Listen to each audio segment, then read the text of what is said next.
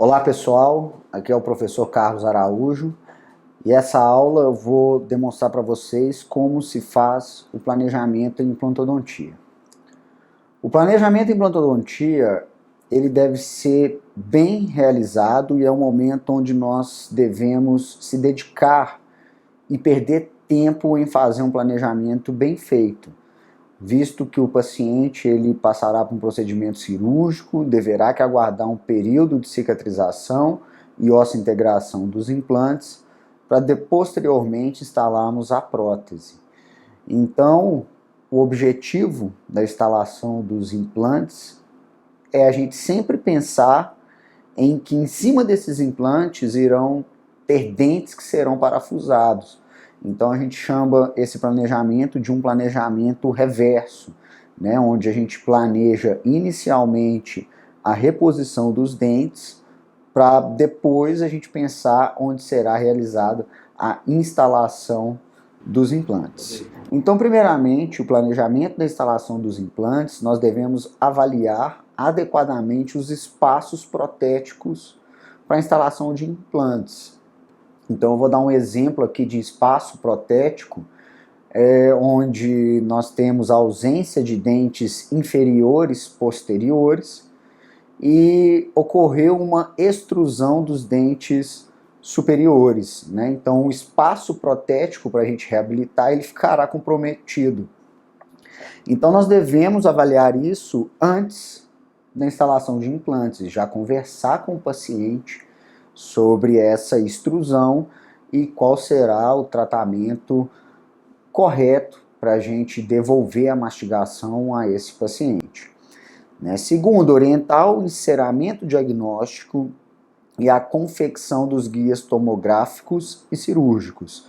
Então, esse planejamento a gente inicia sempre através de um enceramento diagnóstico, onde eu vou conseguir ter a visualização ali do espaço protético, tamanho de dentes, e a partir desse enceramento eu vou confeccionar guias que serão usadas tanto no momento da cirurgia, como no momento do paciente fazer uma radiografia ou uma tomografia, né, que são as guias radiográficas. Então esse enceramento ele vai ter dois objetivos principais para mim. Esse enceramento ele será a minha guia cirúrgica e ele será também uma guia radiográfica, onde nós vamos avaliar o osso adjacente através desse guia. Então, isso que eu disse nesse item 3, essa guia tomográfica, nós vamos correlacionar a posição ideal das coroas protéticas com o remanescente ósseo. Então, quando eu faço essa guia radiográfica, eu consigo ter essa visualização. Então, eu tenho um enceramento, eu utilizo um material radiopaco e mando o paciente utilizar essa guia no momento dele fazer o exame de imagem. Então, no exame de imagem, eu já vou conseguir visualizar ali a área edêntula onde eu vou instalar o implante e vou conseguir correlacionar com a estrutura óssea adjacente. Quarto passo, avaliar as imagens radiográficas e tomográficas, correlacionando com os marcadores radiopacos dos guias radiográficos e tomográficos, e produzir guia cirúrgica que oriente o posicionamento dos implantes. Então, esse próprio enceramento eu vou transformar ele em um guia cirúrgico e na hora de fazer a instalação do implante, no momento da cirurgia, eu vou utilizar essa guia para eu ter a noção ali da distribuição e do posicionamento tridimensional do meu implante.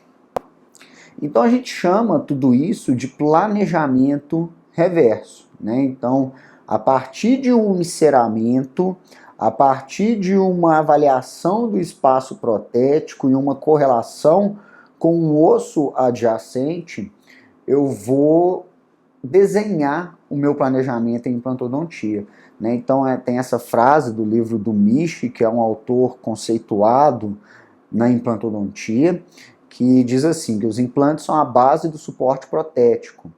Por esse motivo, as considerações protéticas são uma fase vital do tratamento antes da cirurgia para a instalação dos implantes, né? Então, eu tenho que conseguir visualizar o espaço protético, eu tenho que conseguir visualizar ali quantos dentes serão necessários para aquela reabilitação, e aí sim eu ter o meu planejamento cirúrgico, de quantos implantes serão necessários, de quais os tamanhos dos implantes serão necessários para eu reabilitar aquele paciente.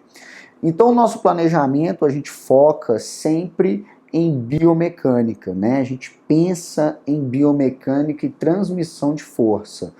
Então, o que seria essa biomecânica em implantodontia, né? Diferente em dentes, né, que a carga mastigatória ela é suportada pelo ligamento periodontal, os implantes, ele é uma espécie de uma anquilose funcional, né? Ele é uma osseointegração, é um parafuso que osseointegra em osso.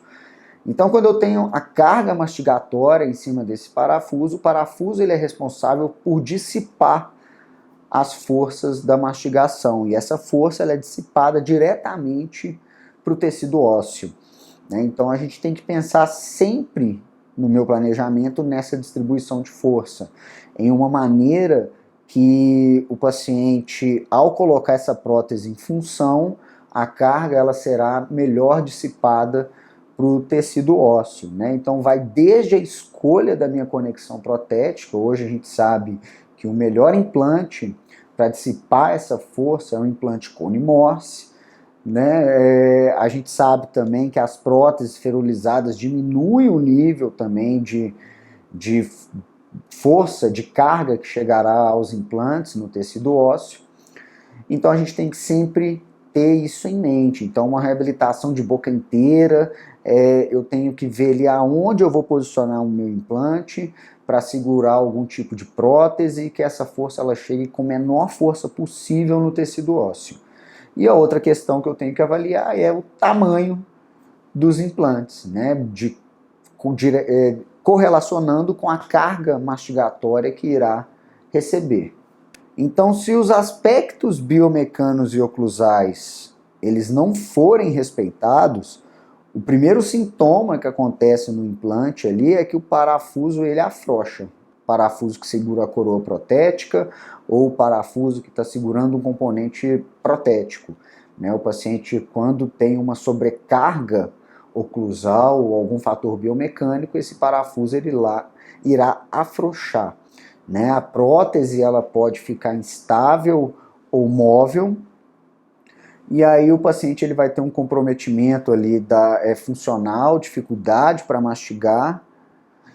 Os tecido mole adjacente ali vai ocorrer uma inflamação e o paciente ele vai relatar desconforto e dor, né? Então eu tenho que prestar atenção, né, deixar até o paciente avisado. Geralmente quando eu entrego algum trabalho ao paciente, eu já aviso ele que se a coroa afrouxar, se ele sentir algum desconforto, para ele entrar em contato comigo o mais rápido possível, evitar de mastigar na região, né? Porque se ocorrer uma sobrecarga, o primeiro sintoma é que o implante ele afrouxa. Se o paciente continuar mastigando ali em cima, esse parafuso ele pode fraturar e aí pode comprometer até a minha cirurgia, né? Se o implante quebrar dentro do parafuso, um parafuso quebrar dentro do implante, eu não conseguir remover, né? Eu vou ter que instalar um outro implante. Então é sempre importante a gente ter esse cuidado com o paciente. Então no planejamento,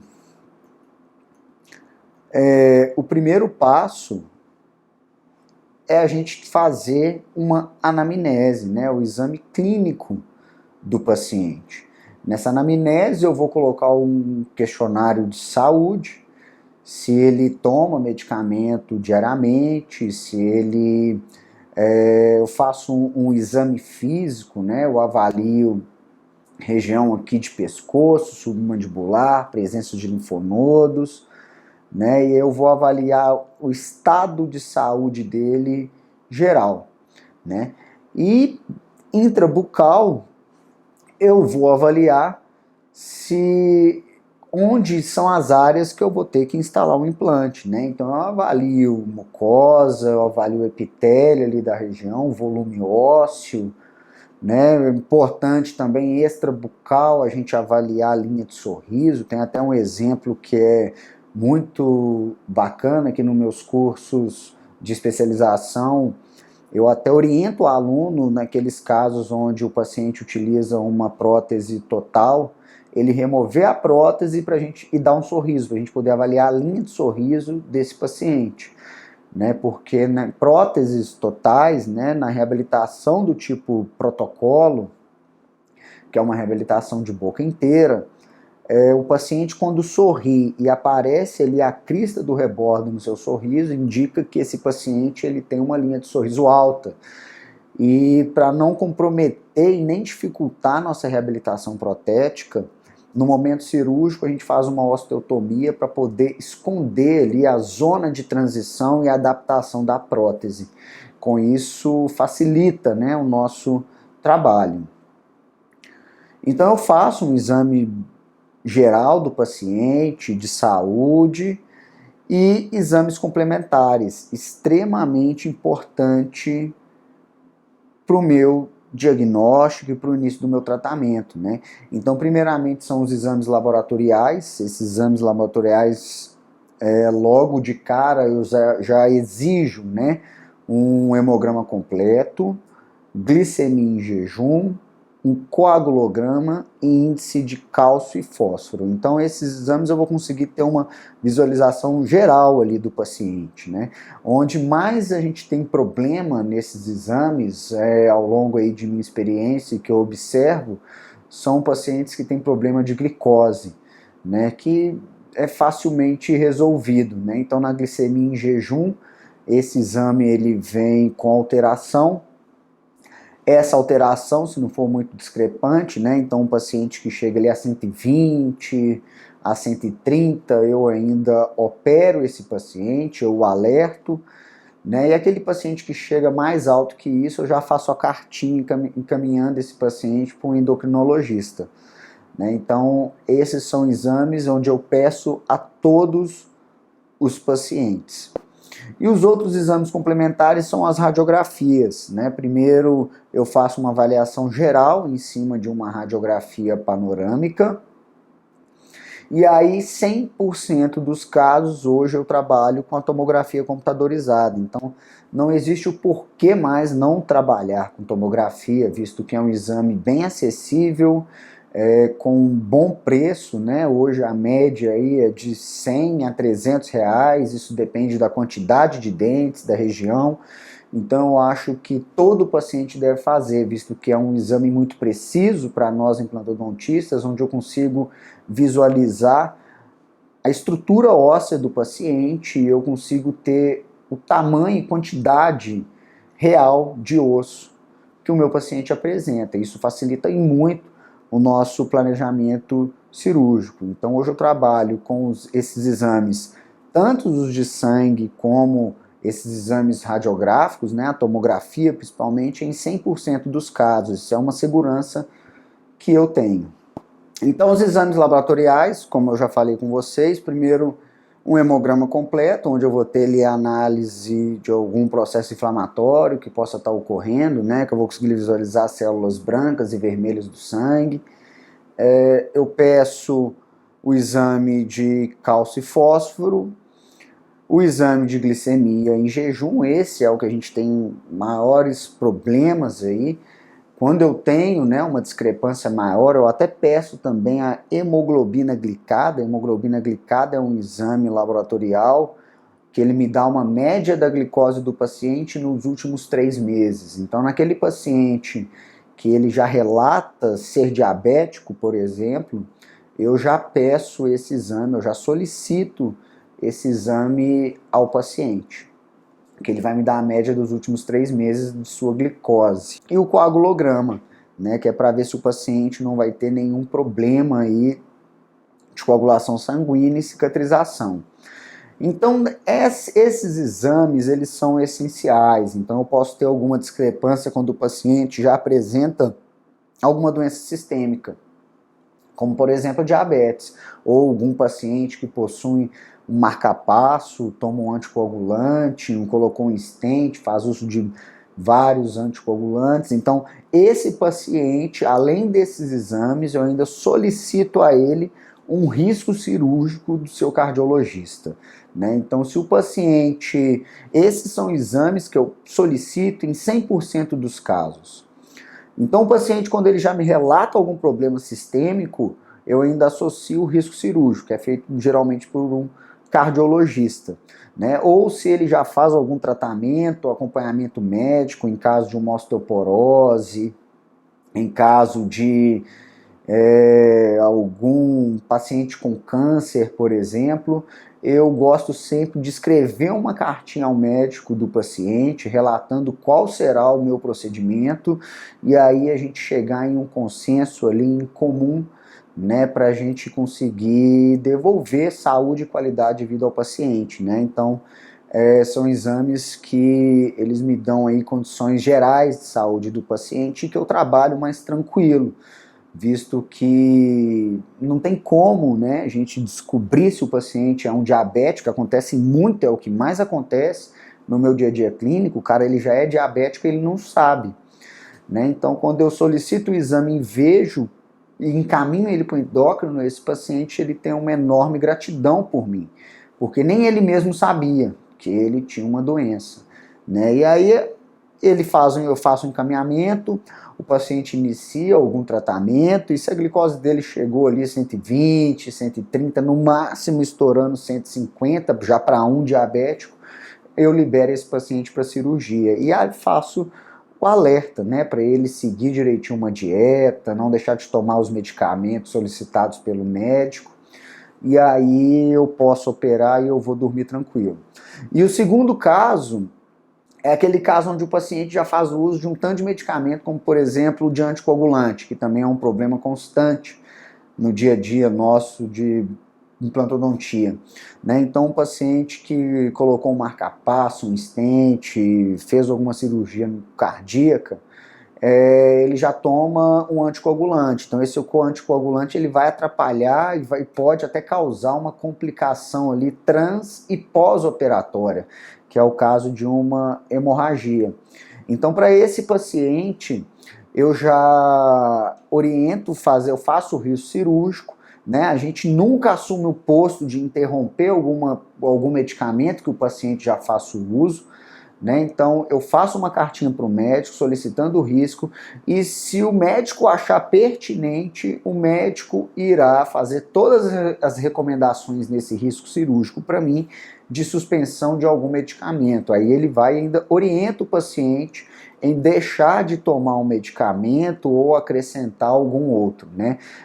No caso de anticoagulante, por exemplo, tem alguns casos que ele pede para deixar de tomar 3 dias antes e voltar 2 dias depois. Enfim, quem vai fazer essa determinação é o cardiologista do paciente, né? Nós não vamos suspender nenhum medicamento que o paciente já faça o uso, tá? Então a gente sempre trabalha com essa troca de informações com o médico do paciente. E os exames complementares, o segundo exame é o raio-x, né? De primeira escolha, a gente utiliza aí o raio-x panorâmico, onde a gente consegue visualizar aí as principais estruturas anatômicas da maxila e da mandíbula. Então, na maxila aqui eu consigo verificar o seio maxilar, consigo verificar aqui a fossa nasal, o tecido ósseo remanescente, dentes se apresentam com alguma doença periapical, enfim, né? Eu consigo ter uma visão geral ali do paciente. E no inferior, a estrutura anatômica mais importante aqui para a gente é o canal mandibular, né? Visto que os implantes vão ficar logo ali em cima, então eu preciso saber bem aonde passa esse canal mandibular até sair lá no forame mentual. E aí eu faço alguns traços na radiografia para poder fazer o planejamento desse paciente, mas que é um exame que ele apresenta alguma distorção, e ele é um exame também que ele é bidimensional, né? E aí o exame que a gente tem, que é mais confiável, sem dúvida, é a tomografia. Então eu tenho aqui dois exemplos de tomografia, né, que é uma tomografia da região inferior, né, da região aqui do 4.6 e 4.7. A tomografia ela me apresenta cortes tridimensionais de toda a maxila e de toda a mandíbula, onde eu consigo visualizar que a estrutura óssea em uma imagem 1:1, ou seja, essa imagem é uma imagem que é real, né? Eu tenho a medida que está aqui, essa medida ela foi traçada pelo radiologista através de um software, então ele mede aqui para mim, ó, a distância e a quantidade óssea que tem do canal mandibular até a crista óssea. Então esse valor aqui de 10,75 é a medida que tem do canal até a crista óssea. E a segunda medida importante para o meu planejamento é aqui a largura, a espessura óssea. Aqui no segundo exemplo a gente tem uma tomografia de região de seio maxilar. Então eu vejo aqui o corte de um seio maxilar, aqui eu tenho o corte panorâmico, aqui é um corte que ele é um corte transversal da maxila, né? Então eu vejo aqui meu osso da crista óssea remanescente e vejo que lá no interior do seio também, ó, tem uma imagem aqui, esse aspecto meio radiopaco, bem delimitado, que pode ser alguma sinusopatia, como um cisto, um mucocele, né, que aí a gente tem que associar com um achado clínico e fazer para dar um diagnóstico para o paciente, né. Então é um exame que é tridimensional. Eu tenho aqui um corte panorâmico, um corte axial e um corte transversal. E eu consigo também, através de um software, manipular todas essas imagens, navegando ali em toda a maxila ou mandíbula do paciente, e eu consigo simular ainda a instalação dos implantes através desse software. Então esse exame, além de eu ter uma visualização tridimensional de toda a maxila e mandíbula do paciente, eu consigo também simular aqui a instalação dos implantes, eu consigo ter uma visualização ali da reabilitação protética do paciente. Então, eu consigo fazer toda essa simulação através do software, além de conseguir navegar em toda a extensão da maxila e da mandíbula. Então ele é um exame que ele é fiel, então não tem por que não trabalhar com uma tomografia hoje, visto que o custo está bem acessível para o paciente.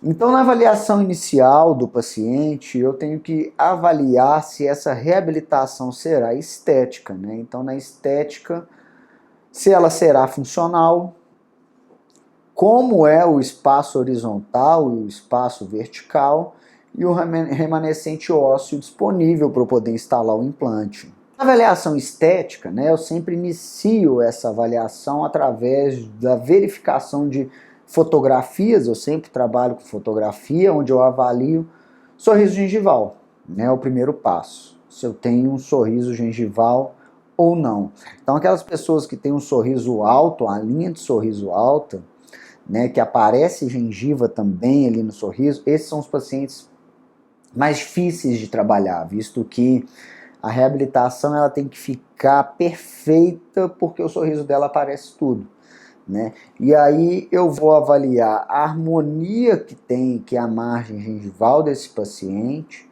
se tem a presença de papila ou não, e a manutenção do contorno convexo da crista alveolar, né? Então, na avaliação estética, eu tenho que visualizar esse tecido mole. É importante também eu verificar aqui, ó, se tem a presença de um tecido que é ceratinizado, se a gengiva ela é inserida ou não, o que facilita muito o trabalho quando ela é inserida.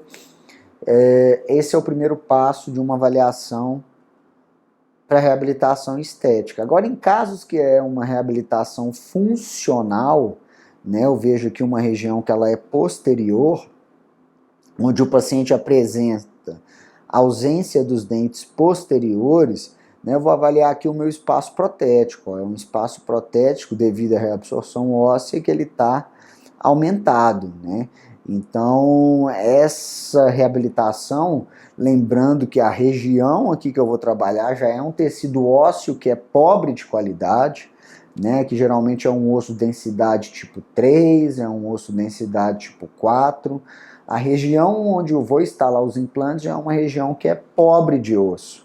E aí o meu implante eu tenho que planejar se eu vou instalar aqui 3 a 4 implantes, visto que é uma região que a carga mastigatória ela é intensa, eu tenho a ausência aqui de 4 dentes, né, que são de 2 pré-molares e de 2 molares, então eu tenho que avaliar tudo isso antes do meu planejamento cirúrgico.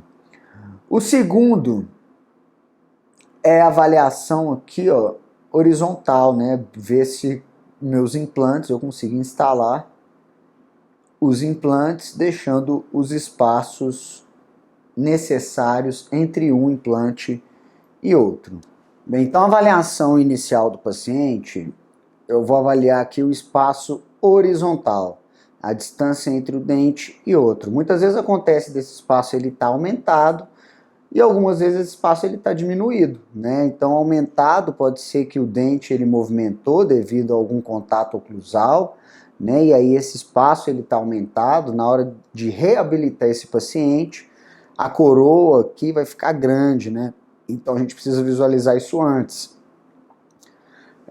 Como nesse caso e como nesse aqui também. Então aqui tem até um espaço também que pode conversar com o ortodontista ou com o protesista para a gente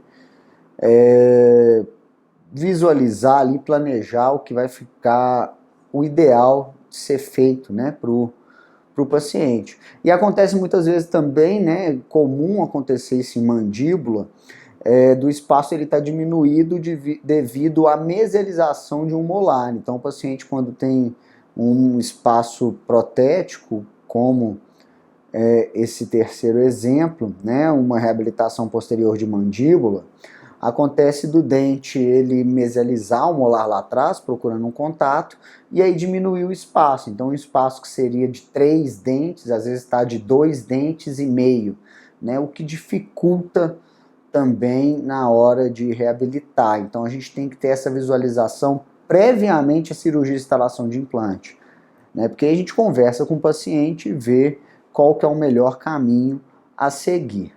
Então, o outro problema que a gente pode ter é da extrusão, né, que aí vai atrapalhar o espaço vertical. Então, geralmente, quando o paciente não tem aqui os dentes inferiores, é muito comum o dente ele extruir, e aí diminui o meu espaço protético aqui embaixo, eu não consigo reabilitar esse paciente.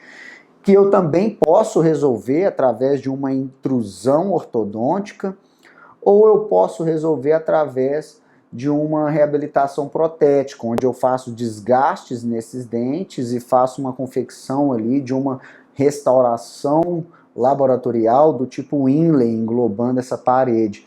E aí isso tudo é conversado com o paciente, com o que ele deseja. Muitas vezes o paciente de implante, ele já tem uma certa idade e acaba que muitas vezes ele não quer passar por um tratamento ortodôntico novamente, ficar 6 meses. Às vezes o dente já apresenta algumas restaurações que são grandes, e aí fica mais viável para o paciente fazer a adequação desse espaço através de uma reabilitação protética, né? O outro problema que pode ter é esse espaço vertical, ele está aumentado.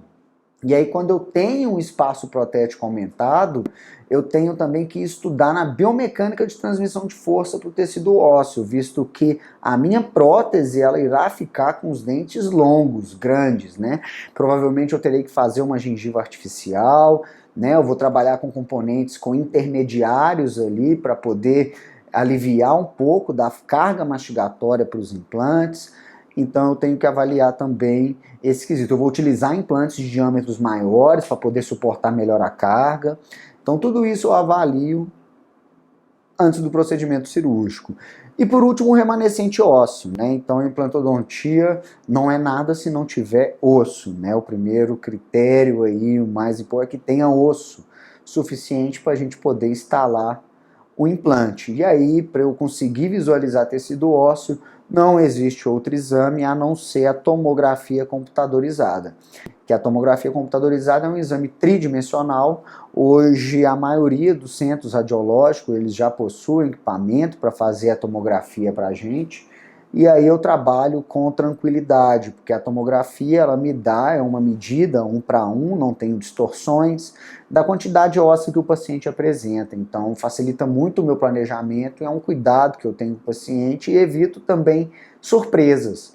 Né? Às vezes a gente acha que tem, né, clinicamente, é comum, né, região de pré-maxila, por exemplo, onde tem a mucosa muito espessa, quando eu olho eu acho que ele tem osso e quando chega a tomografia, o exame de imagem, eu tenho uma surpresa de que naquela região ali eu não tenho quantidade óssea suficiente para poder instalar o implante. Então é necessário fazer aí essa análise criteriosa da tomografia.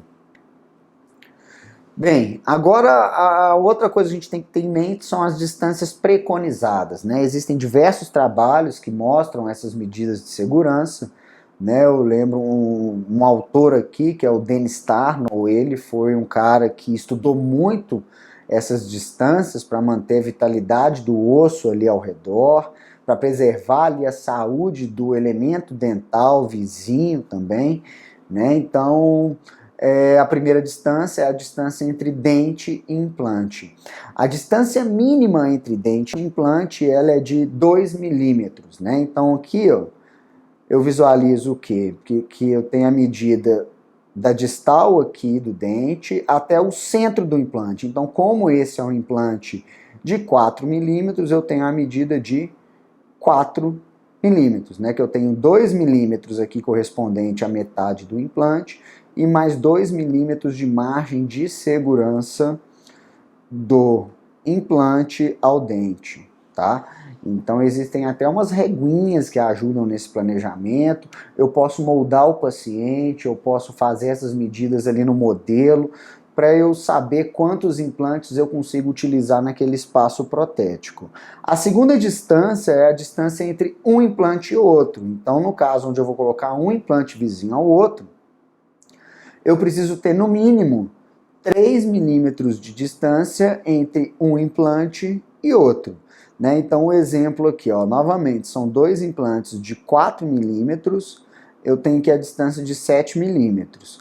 Então se eu pensar que eu tenho 2 milímetros do centro do implante até aqui a plataforma dele, eu tenho mais 3 milímetros entre um implante e outro, então aqui já deu 2 mais 3, 5 milímetros. E mais 2 milímetros aqui desse implante ao centro. Então o espaço do centro de um implante ao outro, utilizando implantes de 4.1, é de 7 milímetros.